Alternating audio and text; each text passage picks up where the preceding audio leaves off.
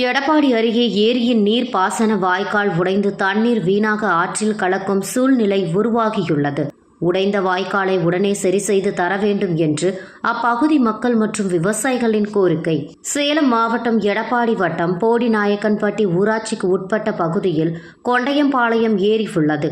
தொடர் மழை காரணமாக கொண்டையம்பாளையம் அணை நிரம்பி தண்ணீர் வெளியேறி வந்த நிலையில் கடந்த 10 நாட்களுக்கு முன்பு கொண்டையம்பாளையம் நீர் பாசன வாய்க்கால் உடைந்து தண்ணீர் சரபாங்கா ஆற்றில் கலக்கும் சூழ்நிலை உருவாகியுள்ளது.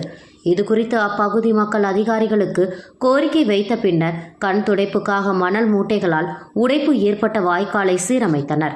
சீரமைத்து 2 நாட்களே ஆகாத நிலையில் வாய்க்கால் மீண்டும் உடைந்து தண்ணீர் சரபாங்கா ஆற்றில் கலப்பதால் உடனே சம்பந்தப்பட்ட அதிகாரிகள் நீர் பாசன வாய்க்காலை சீரமைத்து தர வேண்டும் என்று அப்பகுதி மக்கள் மற்றும் விவசாயிகள் கோரிக்கை வைத்துள்ளனர். மேலும் வாய்க்கால் உடைந்து தண்ணீர் சரபாங்கா ஆற்றில் கலப்பதால் அப்பகுதியில் பயிரிட்டுள்ள சுமார் 860 ஏக்கர் நெற்பயிர்கள் தண்ணீர் இல்லாமல் கருகும் சூழ்நிலை உருவாகியுள்ளது.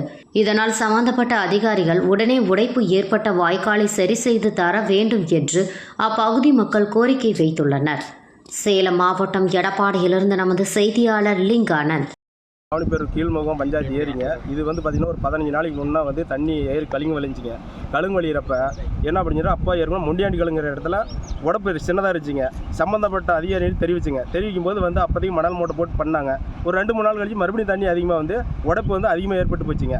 இந்த பக்கம் பார்த்தீங்கன்னா ஒரு 700-800 ஏக்கரா தண்ணி பயணம் நாத்தம் மட்டும் விட்டுருக்குதுங்க. நாத்தம்பட்டைக்கு போகிறதுக்கு தண்ணி போயிலிங்க. பூராமே இப்போ சரபங்கா நதியில் தான் கீழே போயிட்டு தண்ணி வேஸ்ட்டாக. சம்மந்தப்பட்ட அதிகாரிகள் தெரிவிச்சுங்க. அவங்க பாருங்க இன்றைக்கி வரோம் நாளைக்கு வரேன்னு சொல்லிட்டு அங்கெல்லாம் நாத்தம்பட்டை காஞ்சிட்டு போச்சுங்க. இது உடனடியாக தீர்வு காணுங்க.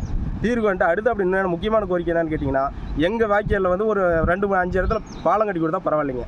எல்லாமே வண்டி வாகனம் போகிறது சிரமமாக இருக்குது. பொம்பளைங்க நெல் கற்று தூக்கிட்டு வரதுக்கும் சிரமமாக இருக்குது. காட்டுக்குள்ளே போச்சுன்னா வண்டியில் எடுத்து வந்துடுவாங்க.